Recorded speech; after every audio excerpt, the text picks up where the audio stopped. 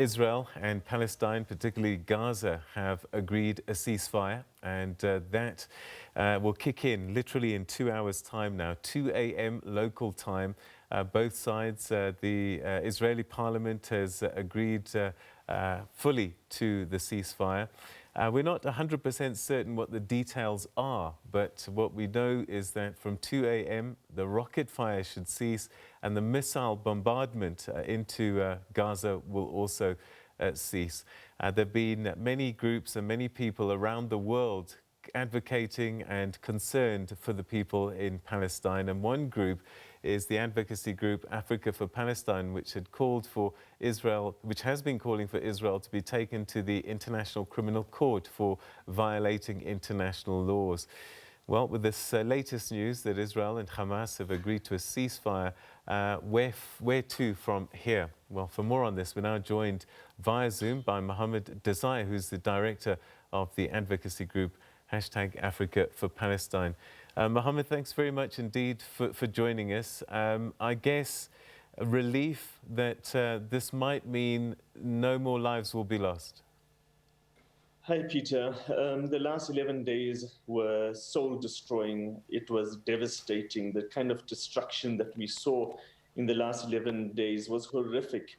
Over 232 Palestinians killed in just over 10 days, more than 65 of them children, many of them mere babies or infants, and including in those fatalities were 3 pregnant women. And so as civil society here in South Africa, we join the international community in welcoming Israel's decision to cease its hostilities and to cease its attacks on the Palestinian Gaza Strip. We feel that the mobilization within the Palestinian areas, as well as by the international community, has forced Israel to come to this decision. In the past, we know, for example, that it has, in 2014, attacked the Palestinian Gaza Strip for well over a month, leading to the death of over 2,500 Palestinian people. And so in many ways, we are mourning the loss of those that have been killed. At the same time, we are really relieved at the fact that a ceasefire and an end of the attacks has been reached. You've been calling for Israel to be taken to the International Criminal Court, and in fact the chief prosecutor there says that, look, she will investigate, in addition to what's already on her desk, this latest wave of violence. Are you fearful that, like in the past, there is a loss of life that doesn't come with justice? I think that we really moved by the mobilization of communities across the globe, and including across the racial and religious spectrum. I think that we are particularly proud of the South African President Cyril Ramaphosa, who in his capacity as President of the Republic of this country was very clear earlier this week in his open letter to the people of South Africa, expressing his own pain at seeing the kind of images that were coming out of the Palestinian Gaza Strip. But we more so commend him for his recent remarks in France, where he outrightly condemned the Israeli attacks on the Palestinian people.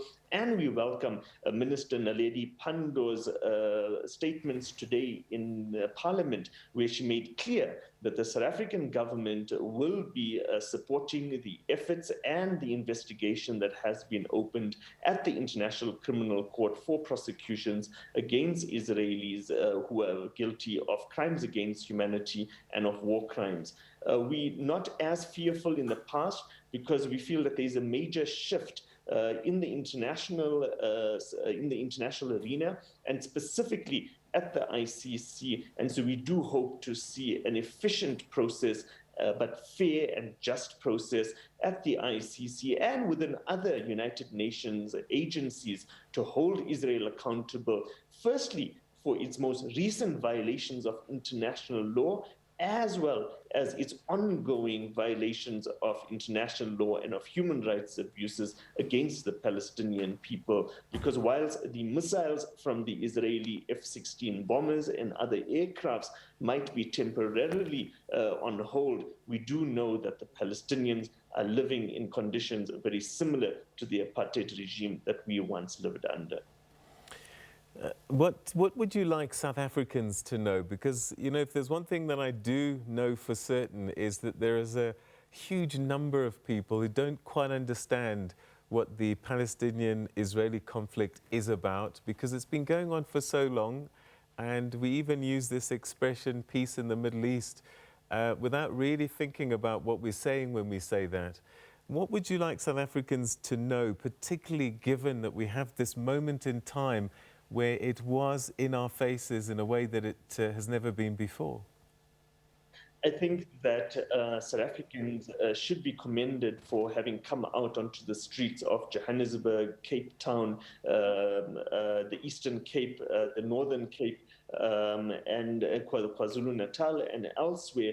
And the conversation within South Africa has really expanded from merely dismissing this issue in the Middle East to really grappling with this issue in the Middle East. We know, for example, the most recent incident at one of the prestigious schools in Johannesburg, where students, high school students, insisted on engaging and really getting to the bottom of this, of the issue of Israel and Palestine. And really, this sort of engagement with the issue allows us, firstly, to empathize with those that are oppressed, but also to move beyond just empathizing, but also to rise up in solidarity with the oppressed, with the victims, and in this way to really give back to the international community this potent gift of international solidarity and support that once was given to us. So really the message to fellow South Africans is firstly to thank and to commend and to acknowledge the thousands of South Africans that have mobilized in the last 1 week or so, and secondly to also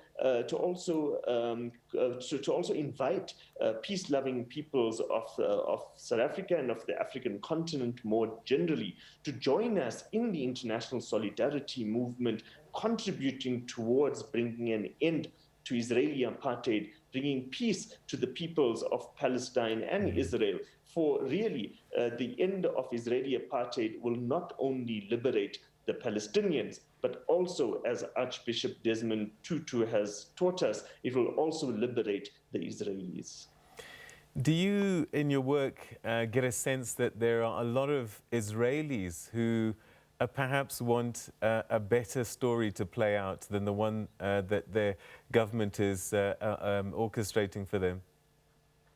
More so than ever before, we've seen Jewish communities in South Africa, most definitely, but also in New York, in London, and elsewhere, having come out and having gotten beyond the fear of the Jewish establishment, which has previously been very pro-Israel and in blind defense of Israeli actions against the Palestinian people, and our Jewish friends and our Jewish colleagues and fellow Jewish activists that are coming out onto the streets, that are lending their voices to the Palestinian cause, and who are insisting that what Israel is doing should not be done in their name, reminds us, for example, of Beyes-Nodi, of Bram Fischer, and various other anti-apartheid icons who came from the white community during the struggle against apartheid. And it is in this spirit of resistance, but also of resilience, that we are seeing an increasing number of Jewish people having the courage to stand shoulder to shoulder with our other communities in South Africa, united in our diversity, in lending solidarity to the Palestinian people, and indeed for showing the best face of South Africans, and that is a face of an embracement of other peoples, of peoples across the African continent and beyond, an embracing of any people that is oppressed. With so much destruction that's taken place, I would imagine that Palestine, particularly Gaza, needs a lot of assistance in starting to try and rebuild their territory. So over 6 high-rise buildings, over 33 media houses and media centers, various health facilities, several schools have all been destroyed in the last 1 week or so. But the voices that we are hearing out of Palestine, Peter, is one of, we are not charity cases. Our situation is not caused by a natural disaster like a tsunami or an earthquake. The root cause of our suffering is the Israeli occupation and Israel's apartheid policies. So don't give us mere charity, but give us solidarity. And this is really an indication both of the sense of resilience of the Palestinian people, but also a very clear instruction to those of us in the international community as to what our role should be. And that is not to look at the Palestinians out of pity, but really to look at them as people resisting, people who are standing on their feet and refusing to submit on their knees. Do you think the ceasefire will hold? We pray and we hope. I mean, we do know in previous attacks on the Palestinian Gaza Strip by the Israeli regime, Israel has not respected the various ceasefire attempts. But I think that, and we feel that there is more scrutiny on the Israeli regime than ever before. Israel's propaganda machinery has been an utter failure in these last 10 days, and I think to a large part because of citizens' power and of people sharing stories directly from ground zero, people sharing stories directly, images and videos from the Gaza Strip. And so we do hope that this international mobilization and pressure that we have seen will continue to zoom in and to hold Israel accountable, firstly in a public sense, but of course, the second step is at a legal sense. All right. Muhammed Desai, always good talking to you. Thank you very much indeed for joining us on the program. All right. That was Muhammed Desai, who's director at hashtag Africa for Palestine, relieved that after 11 days that the ceasefire has been announced, which kicks in just over 1 hour and 45 minutes now, 2 a.m. local time. The Palestinians, Gaza in particular, and Israeli military will cease fire, stop firing rockets and stop firing missiles. And one hopes, and this is the cry of most of the people that we've been talking to this evening, is that that ceasefire will hold.